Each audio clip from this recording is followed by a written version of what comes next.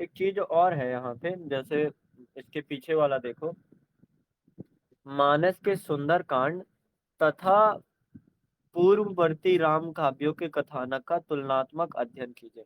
मतलब जो रामचरित मानस है और जो अन्य उनके हैं, तुलसीदास के अन्य काव्य हैं जो राम साहित्य से या फिर राम काव्य धारा से ही जुड़े हुए हैं, तो उनके कथानक के बारे में कि क्या उसमें प्रसंग था। जैसे आप देखोगे कि रामचरितमानस में भी में ही जब अलग अलग सर्ग है तो अलग अलग कथानक थे। जैसे बाल कांड में अ, बचपन की बात की गई होगी, अयोध्या कांड में वो चीज बताए।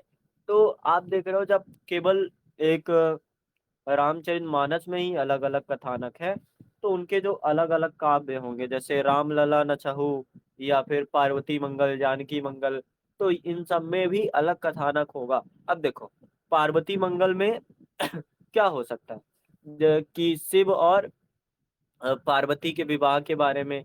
और एक चीज वहां पे मिलती है कि पार्वती जो है ना, वो शायद कोई कथन आता है, दोहा आता होगा, जिसमें एक अच्छे पति के क्या लक्षण होने चाहिए वो बताया जाता है।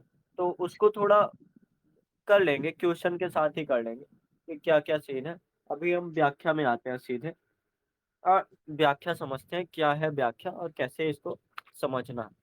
जैसे देखो, बहुत बड़ा लगेगा कि जो व्याख्या है लगभग 7-8 लाइन का है, 10-12 लाइन का है, बड़ा लगेगा, लेकिन बड़ा करके नहीं पढ़ना है। उसको हमें एक चौपाई मानना है, दो पंक्तियों को एक चौपाई मानो, और जो 6 चौपाइयों के बाद आएगा तो वो होगा हमारा दोहा।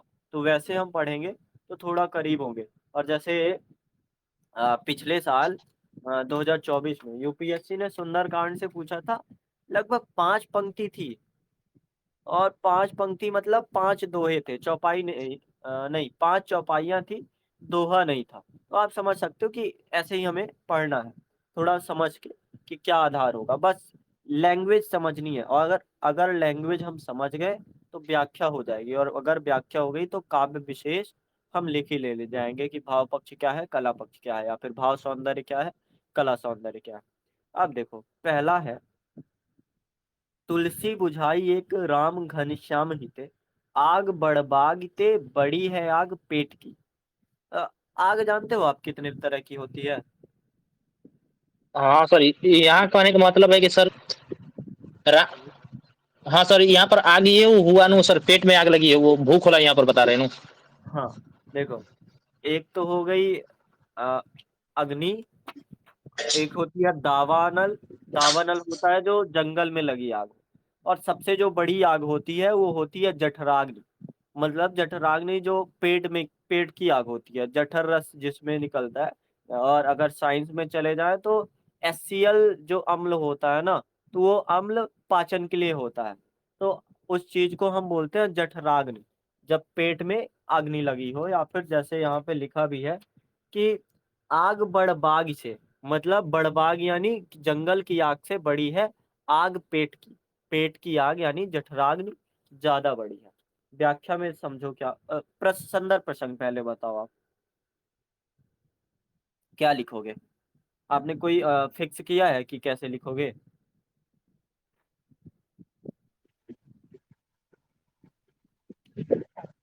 हाँ सर, इस पे पहचान जाएंगे। नहीं नहीं, संदर्भ में बोल रहा हूँ कैसे लिखोगे, कि प्रस्तुत सारगर्भित पद्यांश हमारे, या फिर प्रस्तुत सारगर्भित पद्यांश रामचरितमानस जैसे महाकाव्यात्मक उपन्यास से लिया गया है, जिसकी रचना गोस्वामी तुलसीदास या फिर लोक मंगलकारी कवि गोस्वामी तुलसीदास ने की है। ऐसा सिंपल सा लिखोगे, 1 लाइन 2 लाइन में जो हो जाए। तो संदर्भ तो बदलने नहीं वाला है ना? संदर्भ तो सर सेम ही रहेगा लगभग। सेम रहेगा, बस अगर बदलना होगा तो आप बताओगे कि सुंदरकांड से लिया गया है, या फिर आप बताओगे उत्तरकांड से लिया गया है। और अगर कुछ बदलना होगा तो आप बदलोगे कि प्रस्तुत भाव युक्त गद्यांश, या फिर प्रस्तुत मतलब वही है कि शब्द के लैंग्वेज में बदलोगे, बाकी ज्यादा गहराई नहीं दोगे, बस ऐसा ही है। और इससे भी ज्यादा बड़ा करोगे तो कहोगे कि भक्तिकालीन कवि तुलसीदास, या फिर राम काव्य धारा के सर्वश्रेष्ठ कवि तुलसीदास, ऐसा ही कुछ करोगे। मतलब और आना सिर्फ एक पेपर में तुलसीदास से केवल एक व्याख्या आएगा। तो वहां पे आप फिक्स कर लो क्या करने वाले हो, जैसा करोगे कर लो अपने हिसाब से, कि सोचना ना पड़े डायरेक्ट। अगर देखो तुलसी है तो लिख दो, फिर यही है तुलसी के लिए संदर्भ। प्रसंग देखो, प्रसंग तो थोड़ा समझना पड़ेगा कि क्या है। तो यहाँ पे क्या प्रसंग चल रहा है बताओ जरा। यहाँ पर सर ये समस्या सर सीधे पता चल रहा है कि उनकी बुझाई राम धन राम। एक से सर इसमें बता रहा है कि जो उनकी भूख है सर, हम्म।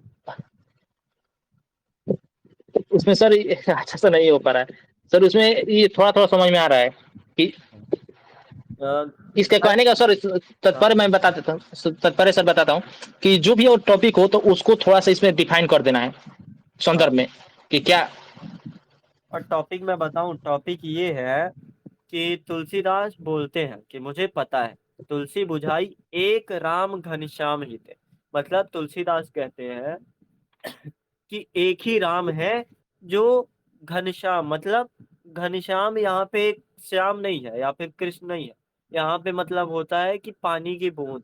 पानी की बूंद आप या मान लो या फिर आप मान लो कि जैसे पेट में जो आग लगी है उसके लिए काला बादल चाहिए, यानी घनश्याम चाहिए, जो बारिश करके मतलब भूख मिटा करके, चाहे वो जठराग्नि बुझाए या फिर बड़वाग्नि बुझाए।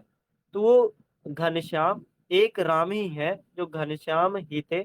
आग बड़बाग ते बड़ी है आग पेट की। और जो मध्यकालीन परिवेश है यहाँ पे बता रहे हैं कि जंगल की आग उतनी बड़ी नहीं है, बड़वाग्नि ज्यादा बड़ी नहीं है जितनी बड़ी है पेट की आग। मतलब तुलसीदास अकाल के बारे में बताते हैं या फिर भुखमरी के बारे में बताते हैं। तो जो भी आपको लिखना है क्लियर कर देना कि इस प्रसंग में तुलसीदास ने इस संदर्भ पर बात की है। प्रसंग हो जाएगा, मतलब उतना आप जैसे 15-20 एक बार करोगे व्याख्याएं तो आप प्रसंग समझने लगोगे कि क्या करना है क्या बताना है। ठीक है, व्याख्या बताओ, व्याख्या क्या इसमें समझ आ रहा है, भावार्थ कैसे लिखोगे। सर जैसे आपने यहाँ पहले ही पे सर बता दी नोट्स क्या। पे बहुत बढ़ा चढ़ा के लिखा गया है। आप अगर बताओ चार ज्यादा से ज्यादा 7 लाइन में अगर आपको लिखना है तो क्या लिखोगे। कितने लाइन में सर, 7 लाइन में। हाँ, 7-8 लाइन में इतना ही लिखना है ना, जैसे हाँ मैं शंकर। बताता हाँ बताइए। हूँ सर बता। प्रस्तुत पंक्ति में तुलसीदास बताते हैं कि पेट की भूख सबसे बड़ी समस्या है, और राम भक्ति के माध्यम से वो कहना चाहते हैं कि पेट की समस्या मानव की सबसे बड़ी समस्या है। और और एक राम ये ही कहना है। हाँ, एक राम ही है, या फिर तुलसीदास जी बुझाते हैं या बताते हैं कि एक राम ही है जो घनश्याम या फिर इस अग्नि को काले बादल दे सकते हैं। काले बादल का मतलब ये प्रतीकों की भाषा हो जाती है। ठीक है, तो व्याख्या आप कर लेना अपने हिसाब से समझ के करना। अब भाव सौंदर्य में बताओ कि क्या भाव आ रहा है, कौन सा भाव भाव प्रस्तुत है।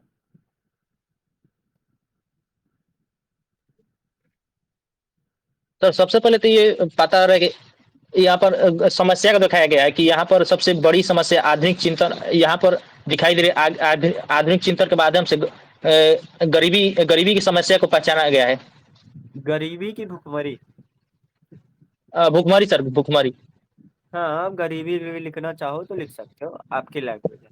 ठीक है, तो सबसे पहला आप लिखोगे गरीबी की समस्या को पहचाना गया है। दूसरा क्या लिखोगे।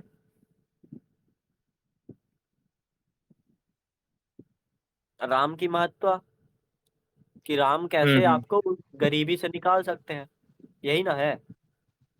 हम्म। जैसे सर यहाँ पर भी इसमें क्या क्या यहाँ पर लिखा है सर सुनो। हाँ, क्या सुनो सर सुनो, बे क्यों, लैंग्वेज समझो। इसमें क्या क्या लिखा है। कबीर कहते हैं साईं इतना दीजिए जामे कुटुंब समा। सूरदास कहते हैं कि यह बिनती दस्तक कीजिए माँ। या फिर तुलसीदास नागार्जुन में भी मिलता है, कई दिनों तक चूल्हा रोया चक्की रही उदास, कई दिनों तक कानी कुतिया सोई उनके पास। तो आपको हर जगह पे ये मिलेगा।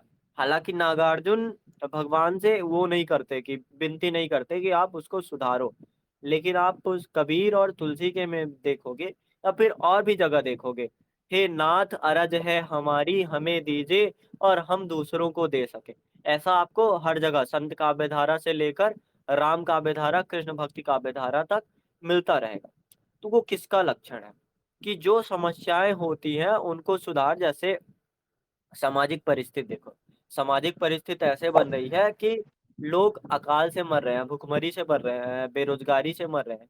तो लोगों के पास जब कुछ है नहीं या फिर रोगी हो रहे हैं, तो वहां पे एक और सिर्फ एक जो उपाय है वो राम से आराधना करना या फिर राम से उस चीज की मांग करना। तुलसी कहिबे एक राम जो घनश्याम थे। मतलब तुलसीदास कहते हैं कि एक राम ही है जो घनश्याम दे सकते हैं या फिर हमें इस समस्या से निवार सकते हैं। ठीक है। और तुलना भी कर सकते हो, करो जैसे, किससे तुलना करना ज्यादा सटीक बैठता है? यहाँ पर सर कबीरदास से करेंगे। कबीरदास से कर देना। तो 3 पॉइंट हो गए भाव पक्ष में। हम्म। और सर कुछ? और ये इसमें हम्म, इसमें यहाँ सर दिखा सकते हैं कि यहाँ प्रतीक के भाषा यूज किया गया है, क्योंकि यहाँ घनश्याम देखो, घनश्याम से प्रतीक के भाषा को। प्रतीक की भाषा आएगा कला सौंदर्य में। हम अभी कर रहे हैं भाव अच्छा सौंदर्य। अच्छा। हाँ, प्रतीक की भाषा सही पकड़े हो आप, इसको याद रखना। ठीक है। भाव सौंदर्य में और कुछ लिखेंगे या फिर बस इतना ही करते हैं? 3 पॉइंट पर्याप्त है ना? हाँ सर। अब सर बताओ एक और बात है सर। हाँ, सर व्याख्या में कितना, 2 लाइन लिखी या 3 या 4 लाइन या 7 लाइन, कितना लिखे व्याख्या में? व्याख्या में इतना लिखो कि आपकी व्याख्या स्पष्ट हो। ज्यादा ना तो गहराई पे जाना है कि आप बताने के चक्कर पे आप बताओ कि प्रतीकों की भाषा घनश्याम का अर्थ होता है कि, ये सब नहीं बताना।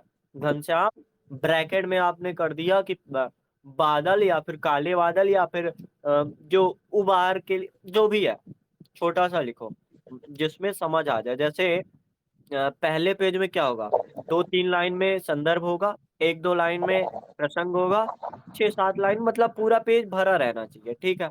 उसमें खाली समझ आए भी तो कोई दिक्कत नहीं है, लेकिन आप इतना बढ़ा मत देना कि उसको पढ़ते पढ़ते ही गैप हो जाए। और दूसरी चीज क्या होती है, कभी कभी जब हम व्याख्या करने जाते हैं, जैसे समझो कि प्रस्तुत पंक्तियां तुलसीदास ने पेट की भूख की समस्या के पक्ष में रहे, मतलब ना तो पूर्ण विराम आ रहा है ना तो अल्प विराम आ रहा है, तो जो परीक्षक होगा ना पढ़ते पढ़ते थक जाएगा। तो उसकी सरलता के लिए क्या करना, पहले तो आप 1.5-1 लाइन में पूर्ण विराम देने की कोशिश, मतलब नहीं हो तो कोई दिक्कत नहीं है, अल्प विराम जरूर दे देना। या फिर नहीं भी दे पा रहे हो तो कोशिश करना अंडरलाइन करो चीजों को। जैसे भूख की समस्या अंडरलाइन कर दिया, अब उसको नहीं मन है व्याख्या पढ़ने का, भूख की समस्या देख के समझ गया। अब राम या फिर केवल एक राम, राम में अंडरलाइन कर दिया, देख के समझ गया। घनश्याम का अर्थ जरूरी है, तुलसीदास कहते हैं, तो आपने अंडरलाइन करके उसको जल्दी से पढ़वा दिया, उसको चुनौती नहीं दी कि आप पढ़ के दिखाओ। उसको आपने सहज किया कि ऐसा आप कर लो, ऐसा आप देख लो, मैंने ऐसा ऐसा लिखा है। तो पहली चीज है तो समयबद्धता के हिसाब से या फिर फ्लो बना रहे, उसलिए आप विराम रखो, क्योंकि व्याख्या होने वाली है। यहाँ पे पैराग्राफ इंपॉर्टेंट नहीं होता, यहाँ पे जब तक व्याख्या खत्म ना हो जाए। जैसे जब नागमती का व्याख्या करेंगे तो उसमें लगभग 1 पेज के आसपास व्याख्या आती है। तो उस व्याख्या में जब हम व्याख्या कर रहे हैं तो फ्लो बने रहने के लिए हमें ये चीजें बनानी पड़ती हैं कि जो परीक्षक है उसको देख के ऐसा ना लगे कि बिल्कुल मैंने अबूझा सा कर दिया, या फिर बिल्कुल व्याख्या करने गया था और विश्लेषण करके आ गया, बिल्कुल लेख लिख दिया। तो सिंपल रखना, ज्यादा गहराई मत देना। ठीक है। जी सर। सर तो ये इसमें आ जाएगा काला, मतलब अपनी भाषा। हाँ, अब बोलिए। लेकिन इसमें सर इसमें रस समझ में नहीं आ रहा है, कौन सा रस है सर? पहले आप भाषा बताओ, भाषा कौन सी है?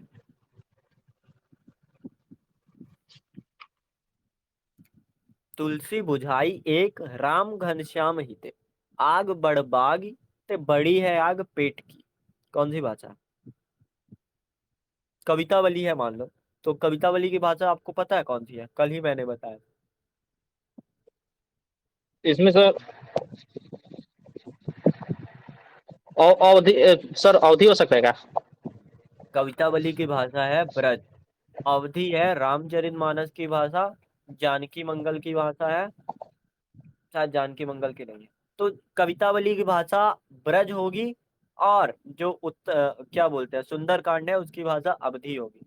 तो जब जब कवितावली मतलब उत्तरकांड आए तो आप अवधी बोल देना, मतलब ब्रज बोल देना, कि ब्रज भाषा का प्रस्तुत किया गया है। या फिर ऐसे मैं स्कूल वगैरह में ऐसे लिखता था कि ब्रज भाषा की छटा सुंदर है, या फिर ब्रज भाषा की छटा ने मार्मिक चित्रण किया है। थोड़ा गहराई दे देना, जो भी देना हो कर सकते हो। रस बताओ जरा कौन सा है। सर रस में भावनात्मक रस तो हो ही गया, नहीं समझ में नहीं आ रहा इसमें। रस नहीं समझ आ रहा है। नहीं सर। जब आराध्य के प्रति निष्ठा होती है तो वहां पे होता है भक्ति रस। और दूसरी चीज, जहां पे ऐसा लगता है कि बहुत बड़ी बात है, जैसे आग बढ़ ते बड़ी है आग पेट की। ये बताओ, जंगल की आग से ज्यादा क्या बड़ी होती है पेट की आग? मतलब हाँ सर। वैसे व्यवहारिक बताओ कि जंगल में आग लगी है 500 एकड़ में, और पेट में जो 3 मील भी नहीं है, या फिर 3 मीटर भी नहीं है, उसमें आग लगी है, तो कौन सी आग ज्यादा हानिकारक होगी? सर इसमें तो और एथिक अनुसार समझे तो वो वाला सबसे जरूरी है सर, और पेड़ में आग अरे लगी तो तो वो सबसे जरूरी है। अभी हम अभी हम काव्य सौंदर्य समझ रहे हैं ना, तो काव्य सौंदर्य के हिसाब से बताओ कि जब बात बहुत बढ़ा चढ़ा के की जाए तो वहां पे कौन सा रस होता है? अ- अद्भुत रस होता है। ठीक है। अगली बात, जब अद्भुत रस हाँ हमने देख ही लिया, तो अलंकार कौन सा हो जाएगा?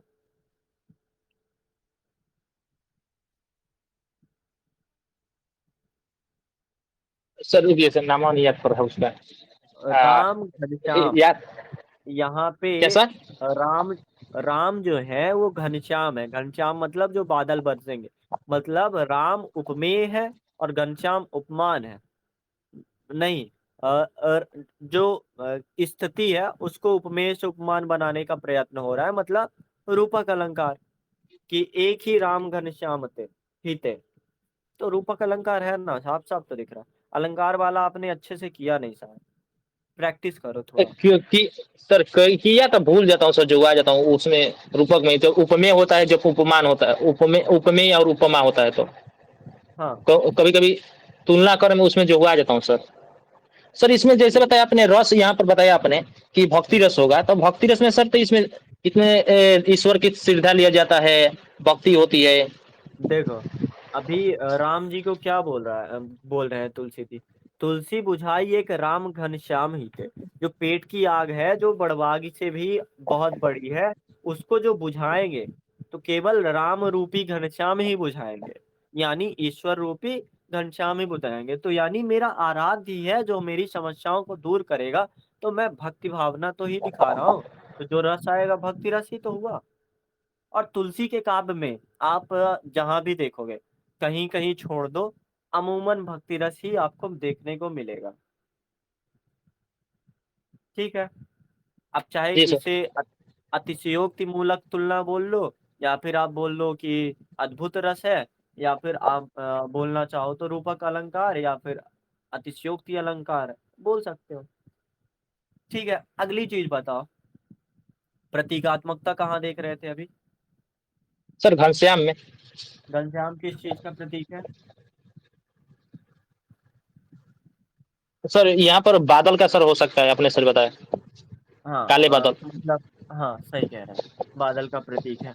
या फिर घनश्याम जो है कह सकते हैं कि समस्याओं के निदान का प्रतीक है।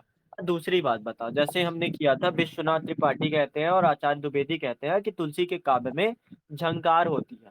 तो वो लाइन हम उठा के रख देते हैं कि तुलसी के काव्य में झंकारिता या फिर लयबद्धता काफी अच्छे से दिख रही है। तुलसी बुझाई एक राम घनश्याम हित आगे बढ़े बागी ते बड़ी है आग पेट की। तो है, लयात्मकता तो है। तो एक लाइन अपने से जोड़ दिया हमने कि लयात्मकता है। दूसरा इसमें लिखा हुआ है कि वर्णिक छंद है। वर्णिक छंद पता है कब होता है? नहीं सर, यो नहीं पता, वो नहीं छा। वर्णिक छंद समझ लो कि जब वर्ण के आधार पर छंद फिक्स होते हैं तो वर्णिक छंद होता है। एक होता है मात्रिक छंद, एक होता है वर्णिक छंद।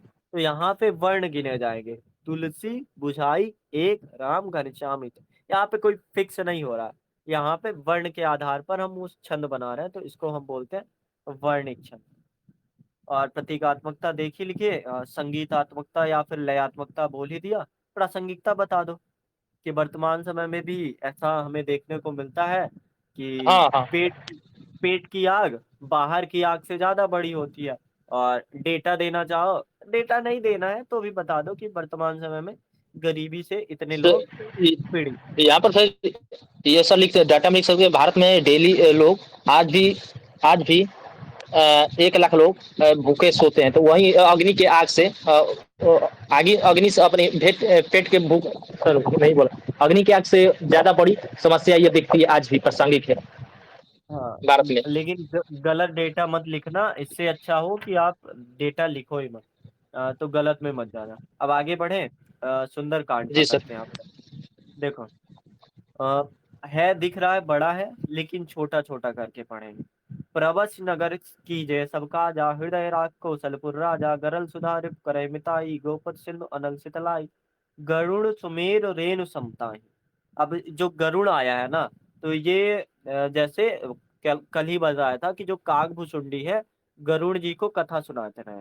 तो यहाँ पे गरुड़ ज्यादा आधार नहीं है, पर गरुड़ को कहते हैं कि सुमेर रेणु समताहि, राम कृपा कर चितवा जाहि, अति लघु रूप धरऊ हनुमाना, पैठा नगर सुमेर भगवाना, मंदिर मंदिर प्रतिकर शोधा। अब मंदिर मंदिर में कौन सा अलंकार है?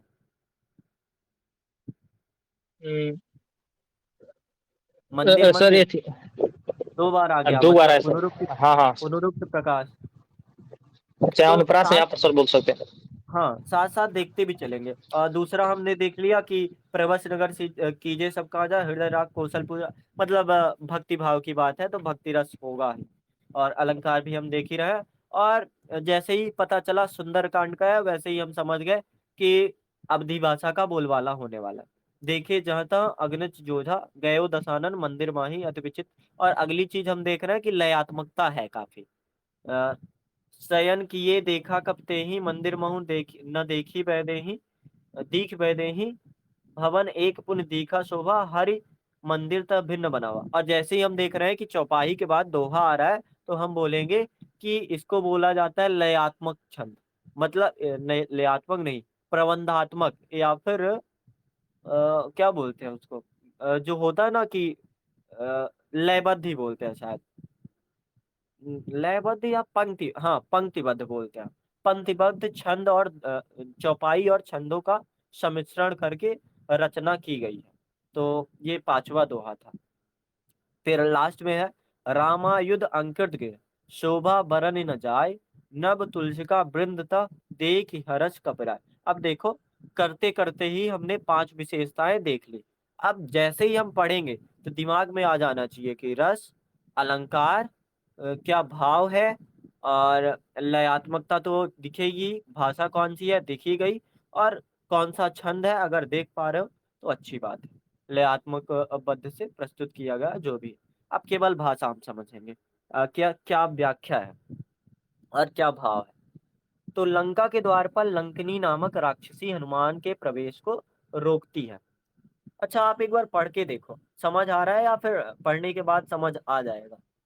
ज्यादा मुश्किल नहीं है, मुझे नहीं लगता ज्यादा मुश्किल है। जैसे सर एक बार पढ़ने पर करके, तो सर हाँ पढ़ने पर तो एक मजा बार, आ रहा है सर, पढ़ने पर तो मजा आ रहा है।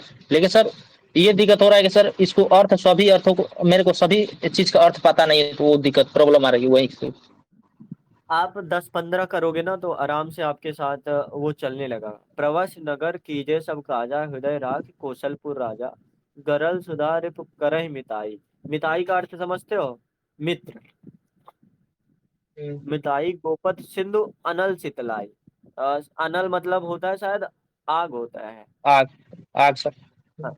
और ये जहाँ गरुड़ जी से बोल रहे हैं, गरुड़ सुमेर रेणु समताही, मतलब जो सुमेर पर्वत है वो धूल के समान हो जाता है। रेणु मतलब बालू का कण, तो धूल के समान हो जाता है। श्री राम ने जिस पर कृपा कर दी उसके लिए असंभव सी बात भी संभव हो जाती है। तब हनुमान जी ने अत्यंत छोटा रूप धारण किया और श्री राम का। अब बताओ, अगर इसमें तुलना करनी हो, व्याख्या तो कर ही ले जाओगे कैसे ना कैसे करके, कि जे देखे जहाँ तहाँ अगिनत जोधा गए दसानन मंदिर माही, अति विचित्र कही जात सुनाही। तो वो सब तो कर ही लोगे कि वहां जाकर महलों में सीता जी को ढूंढा, जहां तहां अगणित योद्धा दिखाई पड़े, क्रम में रावण का महल भी देखा। मंदिर माही मतलब यहाँ पे मंदिर नहीं, रावण का, दशानन मतलब रावण, तो रावण का मंदिर नहीं, रावण का महल। अ, अति विचित्र कई जात सुनाही, शयन ये देखा कपिते ही, मंदिर महु न दीखी वैदेही। वो वहां कहीं भी वैदेही मतलब जो जानकी जी है या फिर सीता जी है, कहीं भी ये सब तो कर ही लोगे। अब जो गहराई की बात है, या फिर आपको इसमें तुलना मान लो करना हो, तो तुलना कैसे कर पाओगे? कुछ याद है आपको जहाँ पे ऐसी बात हो कि राम जी के भाव का ज्यादा वर्णन करने को मिल रहा है? नहीं, समझ में नहीं आ रहा है सर, कैसे शुरू करेंगे तुलना यहाँ पर?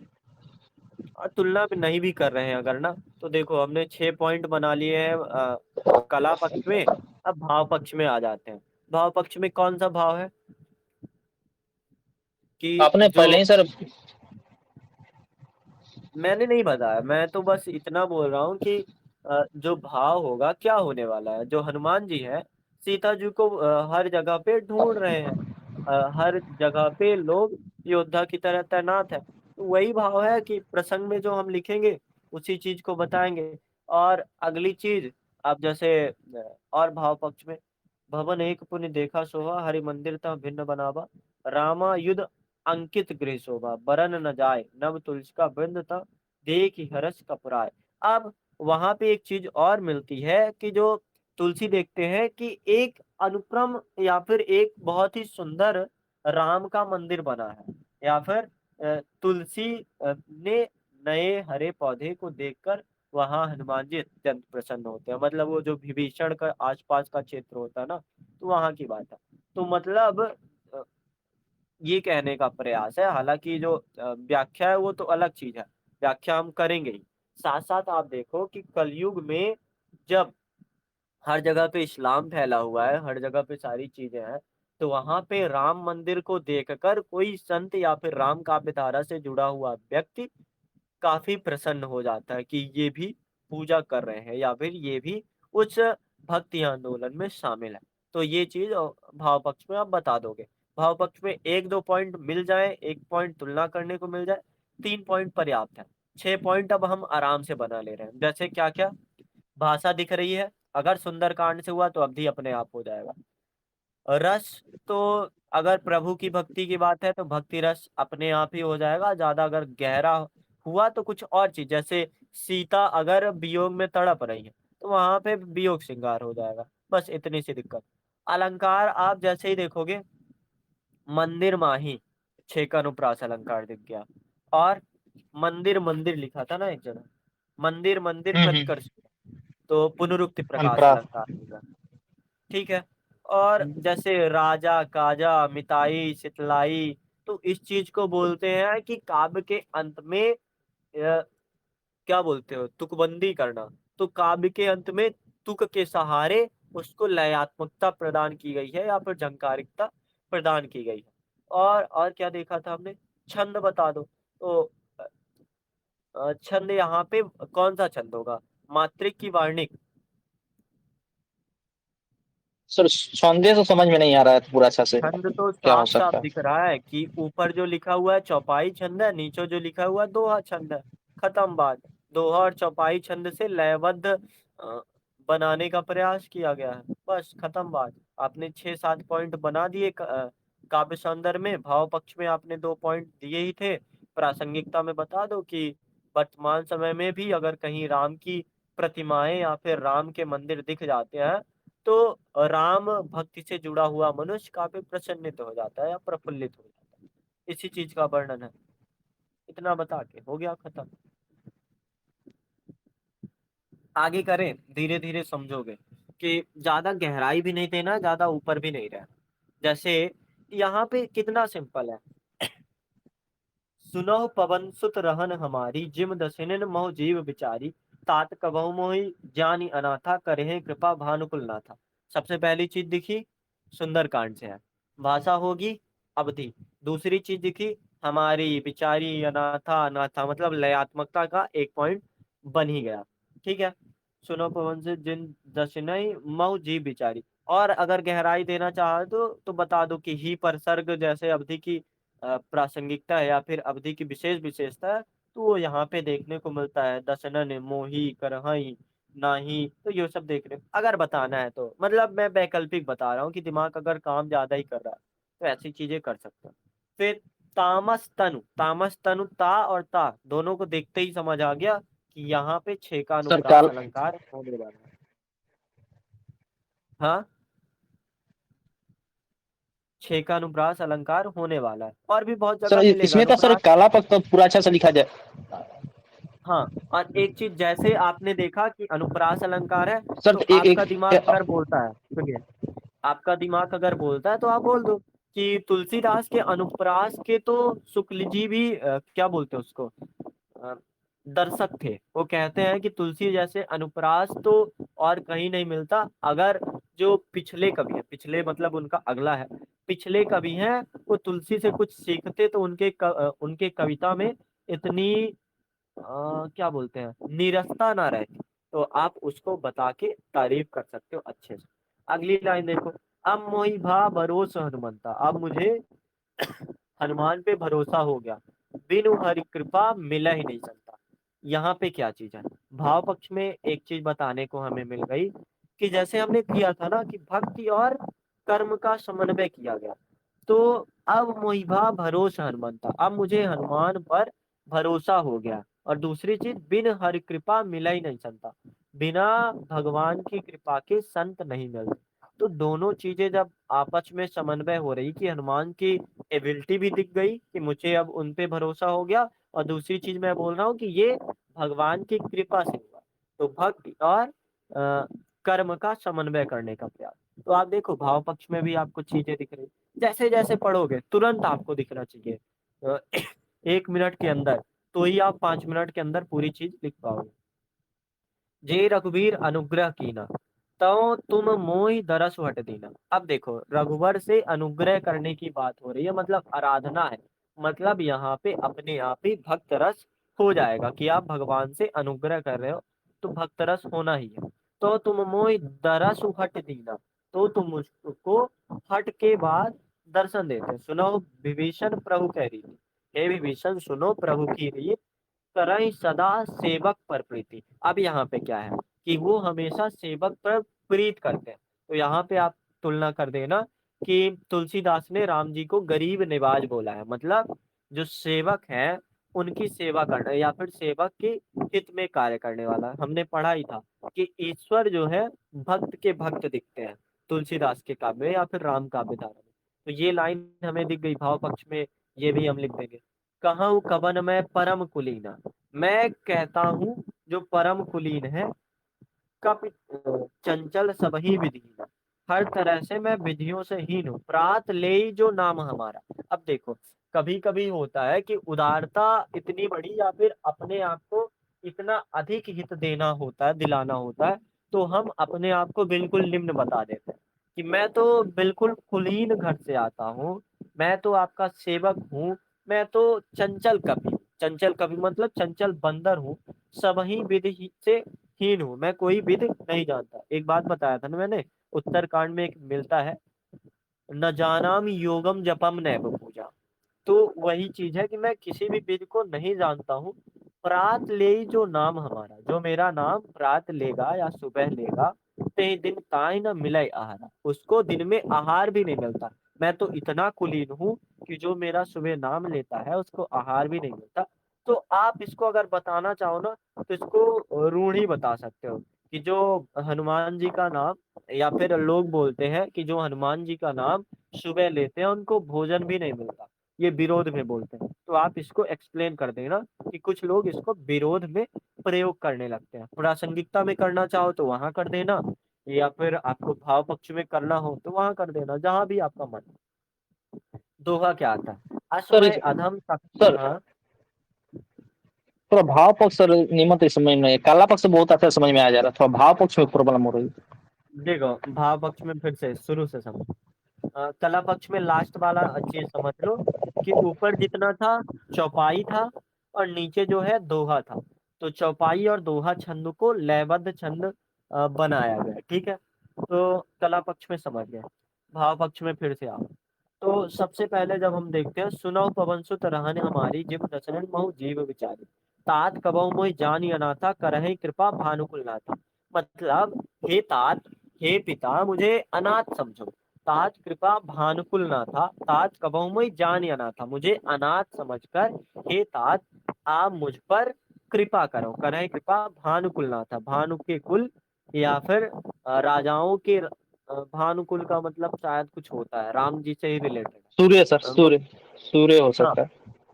सूर्य के, हाँ सूर्य के कुल के आप मुझे अनाथ जानकर मुझ पर कृपा करो। अब जैसे ही मैंने ये लाइन पढ़ी, मुझे समझ आ गया कि यहाँ पे भक्त रस बहुत ही हावी हो गया है कि आप मुझे कृपा करो। तो प्रभु से प्रभु से कृपा करने के बारे में बात चल रही है। जैसे ही हमने प्रसंग ढूंढ लिया, तो वैसे ही हमको एक लाइन भाव पक्ष में मिल गई कि हाँ, यही प्रसंग भाव ही है। उसको आप लैंग्वेज में बदल देना, लेकिन होगा वह सेम चीज। अब दूसरे, जैसे ही आगे बढ़ते हैं, तामस तनु कछु साधन नहीं, मेरे पास किसी भी प्रकार का साधन नहीं है। प्रीत न पद सरोज मन माही, ना ही प्रीत है ना तो पद सरोज मन माही, कुछ नहीं है। अब मोहि भा भरोसा हनुमान था। अब मुझे हनुमान कहते हैं कि अब मुझे भरोसा हो गया है। तो भरोसा हो गया है, तो एक कर्म के आधार पर भरोसा होता है। बिनु हर कृपा मिले नहीं संता। तो यहाँ पे भाग्य जो है ना, भाग्य और कर्म का समन्वय जैसे हमने कल किया था, तो भाग्य और कर्म के समन्वय को सामने लाया गया है। तो यही हो जाएगा हमारा भाव पक्ष। अगली बात, ज्यो रघुवीर अनुग्रह कीना, जैसे ही रघुवीर अनुग्रह करते हैं, तो तुम मोहि दरसु हट दीना, सुनो विभीषण प्रभु कह रीति। हे विभीषण, सुनो प्रभु की रीत सुनो। कि प्रभु की रीत क्या है, कि वो हमेशा सेवक पर प्रीति करते हैं। प्रीति का मतलब होता है कि दया मान लो, या फिर प्रीत का मतलब स्नेह या प्रेम मान लो। करई सदा सेवक पर प्रीति। और जैसे ही मैंने पढ़ा सेवक पर प्रीति करते हैं, तो वहां पे मुझे एक भाव पक्ष और मिल गया कि ईश्वर जो है अपने भक्त के लिए, या फिर राम काव्य धारा में ईश्वर अपने भक्त के लिए समर्पित करता है, या फिर खुद को अपने भक्त से छोटा मानता है, भक्त को ज्यादा महत्व देता है। तो ये चीज भी हमें समझ आ गई भाव पक्ष में, कि हम ये भी लिख देंगे। आगे, कहूँ कबन में परम कुलीना, कपि चंचल सबहि विधीना, प्रात ले जो नाम हमारा ते दिन ताहि न मिले आहार। अब इसको चाहे आप प्रासंगिकता में लिख दो, कि कुछ लोग इसको प्रयोग करके ऐसा बताते हैं, या फिर प्रासंगिकता में आप लिखो कि वर्तमान समय में भी अगर हम हरि की कृपा, अगर हम चाहते हैं कि संतों का हमें योग मिल जाए, या फिर संतों का साथ, या फिर हमारा उद्धार हो जाए, तो हमें हरि की कृपा प्राप्त करनी होगी। और अपने आप को दीन हीन, या फिर जैसे आप देखो कबीर के काव्य में भी हमको दिखता है कि वो अपने आप को बिल्कुल निम्न बोल देते हैं, कि जब मैं था तब हरि नहीं, अब हरि है मैं नाहि, प्रेम गली अति सांकरी जामे दोना समाए। तो वही है कि अगर आपको ईश्वर की भक्ति प्राप्त करनी है, या फिर ईश्वर की कृपा प्राप्त करनी है, तो आप बिल्कुल अनाथ हो गए। तात कबहु मोहि जान अनाथा, हे तात मेरे पर कृपा करो, जान अनाथ कर, अनाथ समझ के मेरे पे। तो ये देखो 4-5 पॉइंट, हालांकि 4-5 पॉइंट नहीं लिखना होता, लेकिन आपको यहाँ पे बहुत सारे पॉइंट मिलेंगे। तो जो व्याख्या है उसमें जो गहरी बात है, जैसे अगर इसमें कोई रहस्यवाद आया होता, जैसे असमय अधम सका सुन, मोह पर रघुवीर, कीन कृपा सुमिर गुण, भरे बिलोचन नीर। तो अगर इसमें कोई रहस्यवाद आया होता, तो वो भी भाव पक्ष का एक अंग बन जाता। नहीं आया है तो फिर ठीक है। कला पक्ष को तो हम गहराई से समझ ही चुके हैं, कि ढूंढ ढूंढ के कर लेंगे। जैसे ही पढ़ेंगे तो हमें भाव पक्ष भी दिखेगा, कला पक्ष भी दिखेगा, और व्याख्या दिख ही रही है। संदर्भ हमने अपने से पहले ही सॉलिड कर लिया है, कि प्रस्तुत सारगर्भित पद्यांश रामचरितमानस जैसे बहुत ही बड़े, या फिर अ, वर्तमान समय के या फिर तत्कालीन समय के रामचरितमानस जैसे महत्वपूर्ण महाकाव्य से अवतरित किया गया है, जिसके रचनाकार लोक मंगल धारणा को रखने वाले गोस्वामी तुलसीदास, या फिर राम काव्य धारा के दास भक्ति से जुड़े हुए गोस्वामी। जितना भी बड़ा लिखना चाहो, मतलब टाइम बचाना है। देखो, मैं बड़ा लिखने को प्रेरित नहीं कह रहा कि बड़ा लिखना, मैं तो कह रहा हूँ कि टाइम बचा लेना। अगर 2 लाइन में पूरा हो गया संदर्भ तो लिख दो। लेकिन किसी किसी को पसंद है कि मैं बढ़ा चढ़ा कर बताऊं, तो ऐसा लिख सकते हो, जो भी है बता देना। ठीक है। अब व्याख्या अगर इसकी बोलो तो एक बार और पढ़ ली जाए, हालांकि व्याख्या समझ गए होंगे। व्याख्या में सब दिक्कत नहीं है। व्याख्या में दिक्कत नहीं है, भाव पक्ष में भी दिक्कत नहीं होगी। आगे अब आप खुद बताना, जैसे जैसे मैं पढ़ूंगा आप ढूंढ के बताना कि आपको क्या मिला। ठीक है। अगली व्याख्या है, त्रिजटा सन बोली कर जोरी, मात विपति संगनी तह मोरी, तई मोरी, तजो देह कर बेग उपाय, दुसौ बिरौ अब नहीं सही जाए। तो यहाँ पे कुछ भाव पक्ष में दिखा। हाँ, यहाँ पे देख रहे नहीं सहज आई, मैंने कि कह रहे हैं कि अब जो सहन नहीं विरह की होता, वो पीड़ा सर है, बता रहे हैं। हाँ, जो विरह की पीड़ा है वो नहीं सही जाती। अब एक चीज तुरंत आपको दिख गई, तुरंत आप दिमाग में नोट कर लो कि विरह की पीड़ा नहीं सही जाती, इसका मार्मिक वर्णन किया गया है, मार्मिक चित्रण किया गया। आगे पढ़ता, आन काठ रच चिता बनाई, मातु अनल पुनि देह लगाई, सत्य करहि मम प्रीति सयानी, सुनहि को श्रवण सूल संबानी। इसमें कुछ भाव पक्ष दिखा। इसमें समझ नहीं रहा है। देखो, यहाँ पे बोला जाता है, जैसे क्या होता है कि विरह में पहले अर्थ समझ लो।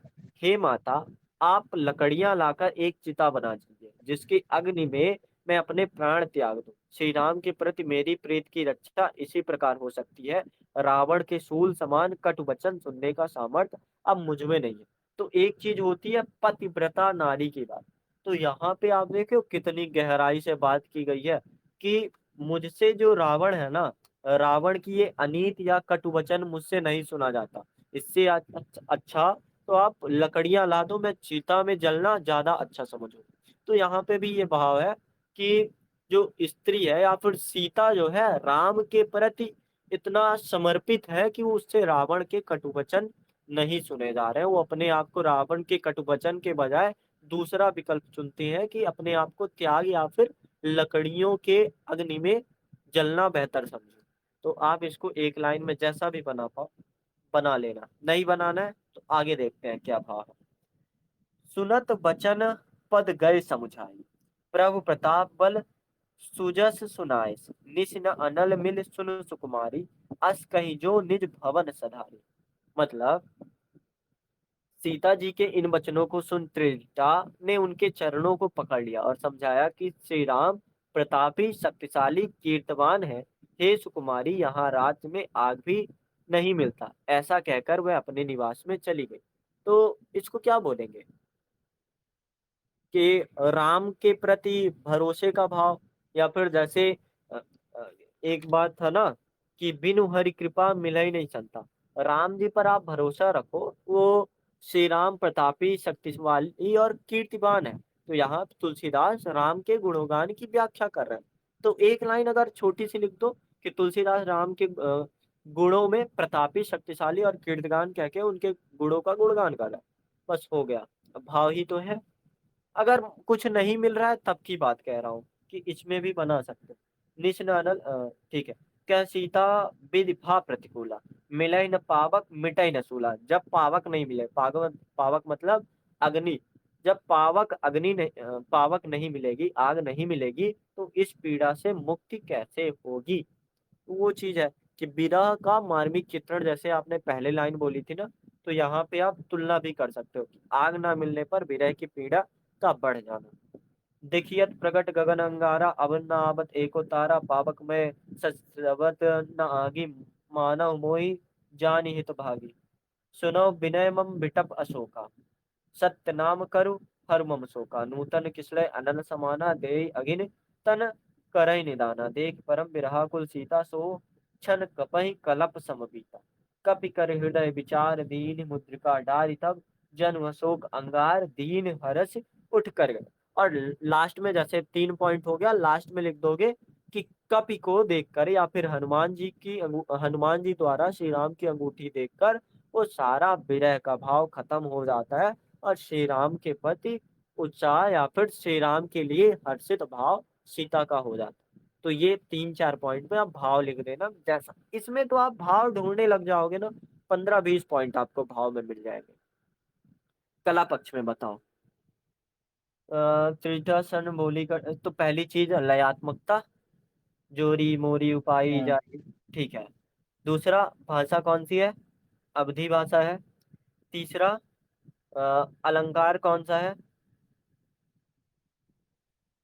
अलंकार कोई सा दिखा? सर नहीं, अलकार तो सच नहीं दिख रहा है। अनुप्रास तो होगा ही, नहीं भी दिखा तो भी, जैसे मानव मोही, इसमें अनुप्रास दिख गया। या फिर अनुप्रास तो अपने आप ही होता है ना, जैसे देखो, अ, आनि काठ रचिता बनाई बिरह बिरह मात वरन। ठीक है, अगर नहीं दिख रहा तो देखेंगे तो मिल जाएगा हालांकि। मात विपत संगनीत मोही। और मिल गया सर, अनुप्रास मिल गया। हाँ, नहीं नहीं, नहीं हो पाएगा। रस तो दिख ही रहा है साथ साथ। और रस कौन सा है? विरह, मतलब वियोग यहाँ पर श्रृंगार। सर हाँ, भक्ति रस होगा। भक्ति रस और साथ साथ वियोग श्रृंगार दोनों है। सर यहाँ और पर छंद भक्ति तो रस। पता ही है, भक्ति रस तो है ही। साथ साथ देखो, जो विरह से तड़प रही है सीता, जैसे एक सवाल नहीं आता, सूरदास का विरह और तुलसीदास का विरह। तो यहाँ पे विरह ही तो है सीता का। और जहाँ पे विरह होगा या पे प्रिय से बिछड़ने की बात होगी, तो वहां पे वियोग श्रृंगार अपने आप ही आ जाएगा। तो भक्त रस तो है ही कि जहाँ पे समझ आ रहा है कि क्या सीता भा प्रतिकूला या फिर सत्य नाम करूं, वहां पे ठीक है, के प्रति आस्था बनी हुई है। लेकिन साथ साथ जो वियोग श्रृंगार है वो ज्यादा प्रभावी है। छंद तो देख ही रहे हो कि दोहा और चौपाई छंद है। प्रासंगिकता में, प्रासंगिकता में ये लिख सकते हैं कि हमें ईश्वर पर भरोसा करना चाहिए। और तुलना करना चाहें तो कह सकते हैं कि ईश्वर के घर देर है लेकिन अंधेर नहीं है, हम इस बात से समझ सकते हैं। बस हो गया हमारा।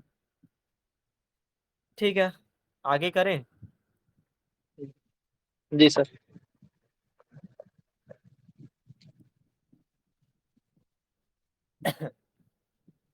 तब देखी मुद्रिका मनोहर, और तब सीता ने मुद्रिका मनोहर देखा।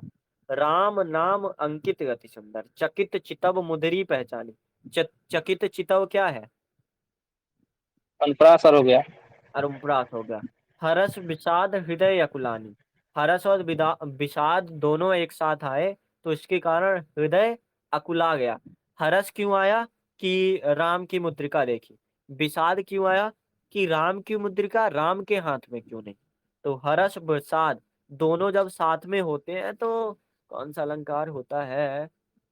अ, विरोधाभास अलंकार हो जाएगा। आप सोच के देखो, दुख और सुख दोनों एक साथ हो सकता है क्या कभी? हालांकि हो सकता है, बहुत जगह पे होता है। लेकिन अगर कहना चाहो तो कह सकते हो।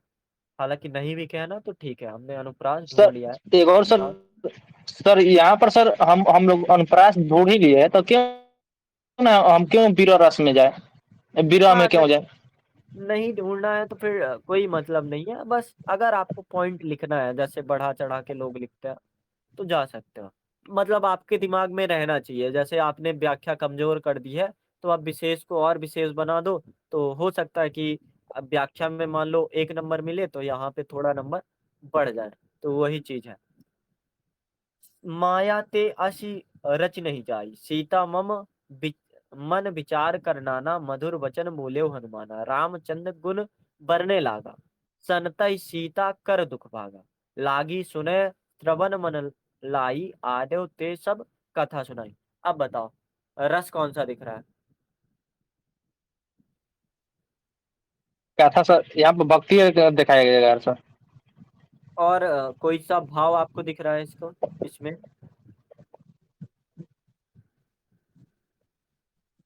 कोई सा भाव दिख रहा है? भाव पक्षी या भाव सौंदर्य के लिए? सीता दुख भागा।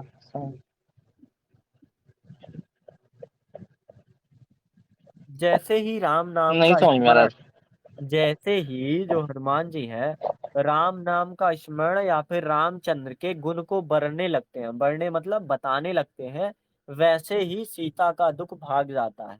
और एक चीज हमने पढ़ी थी संत काव्य धारा में, चाहे वो कबीर हो, चाहे फिर भक्ति काव्य धारा की तुलसी हो, या फिर सूरदास हो, जैसे ही ईश्वर का स्मरण होता है वैसे ही सभी दुखों का ह्रास हो जाता है। चाहे आप सुमिरन को अंग में ले लो, चाहे आप सूरदास के भाव में ले लो, कि जो गोपियां है ना, वो कहती है कि मैं कृष्ण के भजन में ही अपने आप को प्रफुल्लित पाती हूँ, मुझे ये योग मत सिखाओ।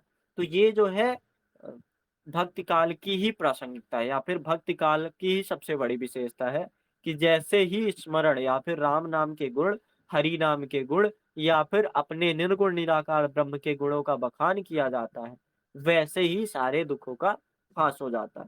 तो ये भाव यहाँ पे आया तो राम। हाँ। यहाँ पर मीरा भाई भी ने कहा था कि मैं भी वो कृष्णा के बारे में बताया था कि वो भी मैं भी कृष्णा को अपने आप को कृष्णा के समान देखता हूँ और मैं कृष्णा में समाना चाहता हूँ, तो यह भी भाव का पक्ष है ही। हाँ, अब एक चीज देखो, भाव पक्ष तो दिख ही गया, साथ ही साथ हमने तुलना भी कर ली।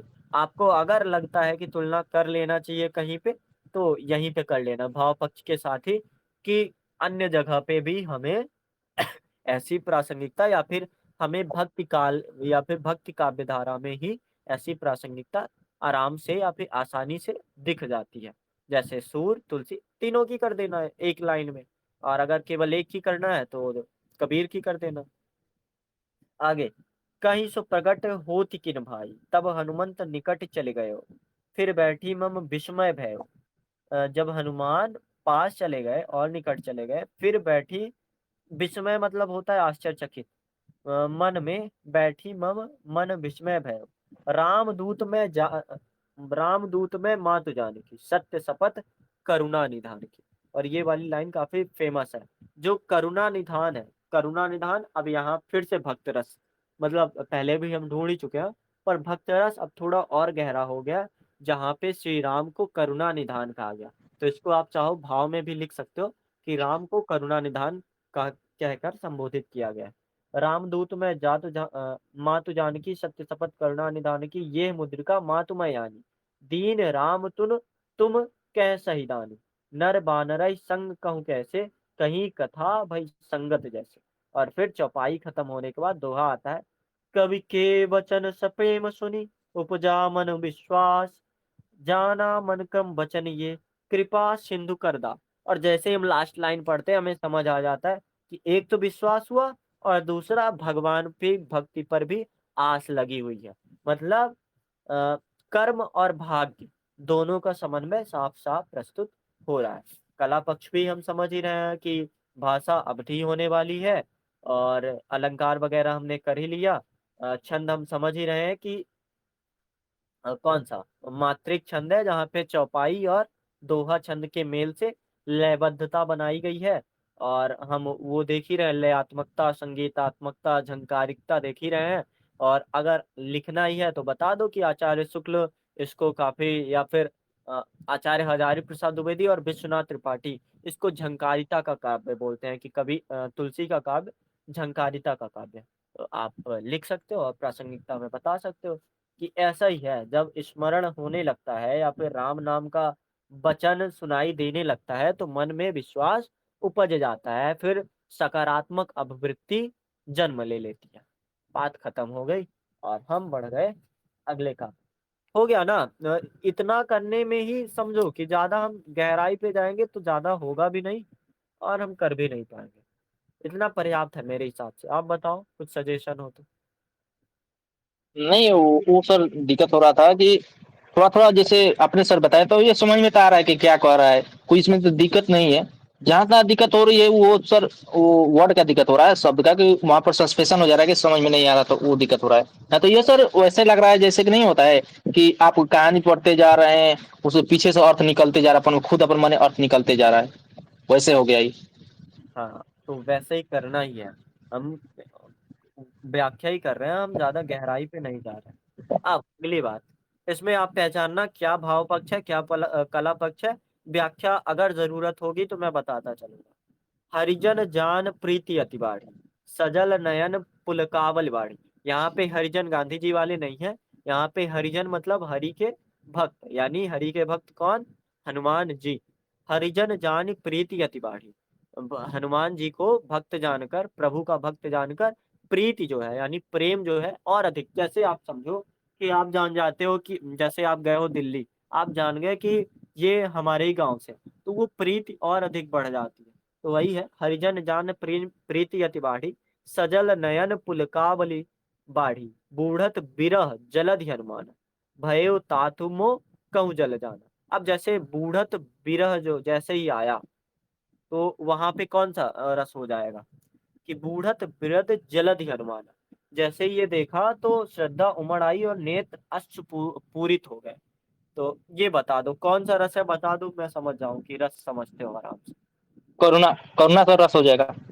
करुण रस है, बहुत ही परफेक्ट। तो करुण रस हमने देख लिया, भयो तातसो मोह कहूँ जल जाना। और दूसरी चीज भाव पक्ष में बताओ कि कौन सा भाव सामने आ रहा है, जहां पे एक माता का हृदय अति व्याकुल हो जाता है या फिर अ, अश्रुओं से भर जाता है, तो वात्सल्य वात्सल्य रस भी हो जाता है, और वात्सल्य रस करुणा में बदलता दिख रहा है। और साथ साथ भाव पक्ष जो है, तो सीता का हनुमान के प्रति प्रेम का दिखाना या फिर वात्सल्य का दिखाना झलक रहा है। पहली लाइन ही आप लिख दोगे, अब कहूँ कुशल जाऊं बलिहारी, अनुज सहित सुख भवन खरारी, कोमल चित कृपाल रघुराई, कप कहीं हेतु धरी निठुराई। इसमें बताओ क्या क्या दिख रहा है, अलंकार कोई सा दिख रहा है। देख रहा हूँ।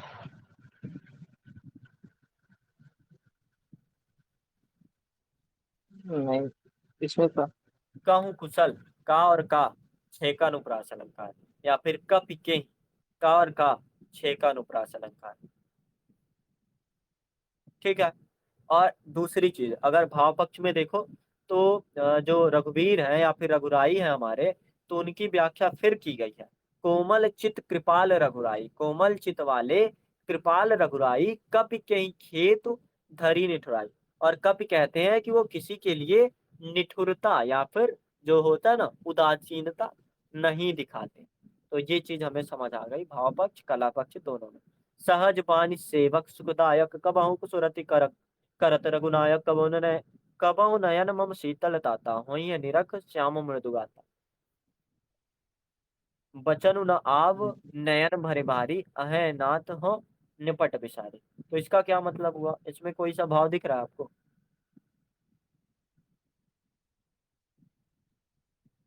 हाँ सर। नयन भरी सर, जैसे यहाँ पर नयन भरी बारी मैंने कि उनके आंख से नयन बाहर, जैसे आंख में से आंसू निकलने लगते हैं सर। हम्म। तो सर यहाँ पर दिखा सकते हैं क्या कि क्या सर।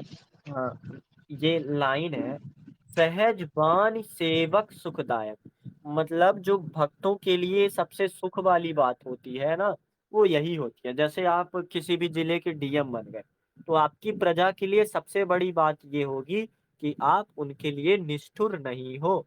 तो राजा और प्रजा के समन्वय की बात साफ साफ दिख रही है। सहज बान सेवक सुखदायक, कबहू सुरत करत रुकनायक, मतलब वे स्वभाव से ही भक्तों को सुख देने वाले हैं। और जैसे ही भक्त को सुख हुआ, वैसे ही राजा और प्रजा का समन्वय हमने कल ही किया था ना, तो वो सामने आ गया। तो ये भाव पक्ष में लिख देना, राजा और प्रजा का समन्वय साफ तौर पर दिखाई देता है। अब आगे, बचनु न आब नयन भरे भारी, अहे नाथ हो निपट बिसारी, देख परम बिरहा कुल सीता, बोला कप मृदु बचन विनीता। खास इसमें दिख रहा है आपको, या तो काव्य पक्ष में या फिर कला पक्ष या भाव पक्ष, कहीं पे भी दिख रहा है।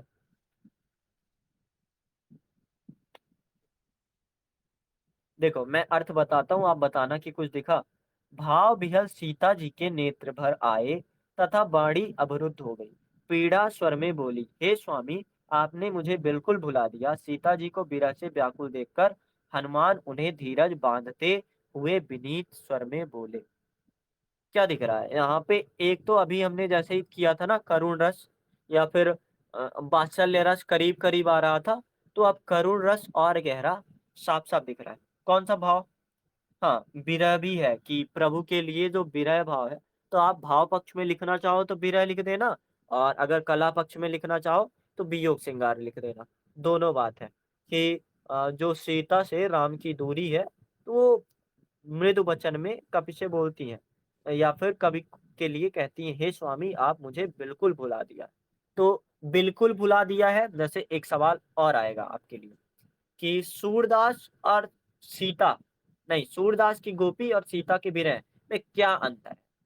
तो वो यही अंतर होता है कि जो सीता का विरह होता है उसमें उलाहना ज्यादा नहीं दिखती, लेकिन यहाँ पे उलाहना है कि हे स्वामी आपने मुझे बिल्कुल भुला दिया गया। तो ये उलाहना ही तो है। तो जब आपके सामने ये सवाल आए तो आप बता देना कि हाँ, उलाहना की भी बात है। और ये आप चाहे कला पक्ष में लिख लो, चाहे भाव पक्ष में लिख लो, दोनों जगह पे लिखा जा सकता है। आगे, मात कुशल प्रभु अनुज समेता। मात या माता कुशल है प्रभु अनुज के साथ, अनुज मतलब जो उनके छोटे भाई है, उनके साथ कुशल है। तब दुखी सुकृपा निकेता, जन जननी मानव जी ऊना, तुम ते प्रेम राम के दूना। और आपको उन्होंने भुलाया नहीं है, आप पर प्रेम तो उनका दोगुना है। अपना मन छोटा न करे, जितना आपको उनके प्रति प्रेम है, श्री राम भी आपके प्रति दोगुना प्रेम करते हैं। अब लास्ट चौपाई जैसे खत्म हुई, दोहा आया, रघुपति करे संदेश अब, सुन जननी धर धीर। मतलब जननी ने धीरज धर लिया, यानी माता ने धीरज धर लिया। अस कहीं कपि गदगद भयो, भरे बिलोचन नीर। और हनुमान जी प्रसन्नता के साथ आंखों में आंसू उमड़ा देते हैं। तो वो चीज खत्म हो जाती है। और बस आज के लिए सिर्फ इतना ही। आगे फिर अब आप देखो, मुश्किल था? बिल्कुल मुश्किल नहीं था। भाव पढ़ो, अर्थ समझो, बस बता दो, यही है जो है। तो अब बताओ, कल जरूरत है करने की भाव पक्ष, मतलब ये व्याख्या खंड, या फिर हम कल चलते हैं सूरदास कर लेते हैं, या फिर जायसी कर लेते हैं, जो कहो। नहीं, करने की जरूरत नहीं है सर, क्योंकि और आगे बढ़ते जाएंगे तो इसमें तो मैं पकड़ लूंगा सर। लेकिन अभी भी दिक्कत हो रही है सर, क्योंकि मैं उतना पढ़ा नहीं हूँ, तो इसमें तो दिक्कत कोई में दिक्कत पता नहीं है है क्या सर। करना? दिक्कत में क्या करना कि जैसे आज कौन सा है, वेडनेसडे है, ठीक है। अब आप क्या करना कि 4 दिन आप एक एक व्याख्या, 5 व्याख्याएं तो हो गई हैं, 6 से लेकर 10 तक व्याख्या आप एक एक करना, और खुद से समझ के करना। एक दिन में अगर आधा घंटा भी लेते हो, आधा घंटा मैं इसलिए बोल रहा हूँ कि समझ के ले रहे हो, 20 मिनट भी ले रहे हो कि आप उसको ढूंढोगे या एनालिसिस करोगे किसमें क्या हो सकता है क्या नहीं हो सकता, तो 5 दिन में आप परिपक्व हो जाओगे, कम से कम तुलसी के लिए। और बस इतना ही है, इतना करना है बस। ठीक है। जी सर, जी सर। सर इसमें तो उससे भी आराम है, जैसे कि इसमें तो उतना पकड़ना ही नहीं पड़ेगा। जैसे कि कबीर दास में पढ़ते थे सर, तो कबीर दास में उतना साफ लगता था, लेकिन इसमें बहुत ज्यादा हो रहा है, तो इसमें रस पहचानना दिक्कत नहीं होगा, अलंकार पहचानना थोड़ा दिक्कत नहीं होगा, और क्या क्या नहीं सर। और बताओ क्यों? क्यों का जवाब दो, ऐसा क्यों हो रहा है? क्योंकि सर इसमें जो सर व्याख्या बड़े बड़े होते हैं, तो व्याख्या बड़े बड़े होते हैं, तो आगे चलते चले जाते हैं, तो उसमें समझ में आ जाता है कि इसमें कौन सा रस है। क्योंकि ज्यादा पढ़ने से समझ में आता है कि कौन सा रस है, कौन सा विरह है, और कौन सा छंद छंद में थोड़ा प्रॉब्लम हो रही है, लेकिन सर इसमें भी पकड़ लूंगा। हाँ ठीक है। और आपने वो शॉर्ट्स देखा जो मैंने अभी कोटेशन के लिए बनाया है? हाँ एक सर देखा था, ठीक था। हाँ, मैं मतलब अपभ्रंश के लिए आज खत्म कर दूंगा। और क्या बोल रहा था कि जैसे कबीर में रहस्यवाद होता है, और जो हमारे शुक्ल जी हैं वो फालतू में थोड़ी ना कहते हैं कि कबीर का काव्य हमें अबूझा लगता है, तुलसीदास का पढ़ो वो ज्यादा बढ़िया। इसी कारण कि हम तुलसी का जब व्याख्या कर रहे हैं ना, तो इजी है। लेकिन कबीर का जब करने जाते हैं तो कभी रहस्यवाद आ जाता है, कभी दर्शन आ जाता है, कभी उनकी उल्टी वाणी आ जाती है, और कभी उनका जीवन बोध आ जाता है कि ऐसे उदाहरण दे देंगे कि हमें लगेगा ही नहीं कि क्या लिखा गया है। वो अनंत शब्द को ही 4 बार लिखेंगे और 4 बार अलग तरीके से प्रस्तुत कर देंगे। और यहाँ अगर मतलब है कहो राम वियोग तब सीता, मतलब राम के वियोग में अगर कहते हैं ऐसा, तो वो साफ साफ है, क्लियर है। यहाँ पे कौन सी शब्द शक्ति होगी? अविधा शब्द शक्ति। एक चीज और लिख लेना काव्य पक्ष में, यहाँ पे अभिधा शब्द शक्ति की प्रासंगिकता है। अभिधा शक्ति शक्ति मतलब कि जहाँ पे काव्य जो हो बिल्कुल सरल हो, जो हो मतलब उसका वही हो। और कबीर के काव्य में हमें कभी व्यंजना शब्द शक्ति मिलती है कि बोलेंगे कि बरसे कंबल भीगे पानी, मतलब उल्टी बात बोलेंगे। और कभी हमें लक्षणा शब्द शक्ति मिलती है। अभिधा तो बहुत कम ही मिलेगी, शायद ही आपको गुरु कुंवंग में अभिधा मिल जाए, तो उस कारण ऐसा होता है। तो अब हम बस करते हैं आज के लिए, कल हम करते हैं जैसी करते हैं।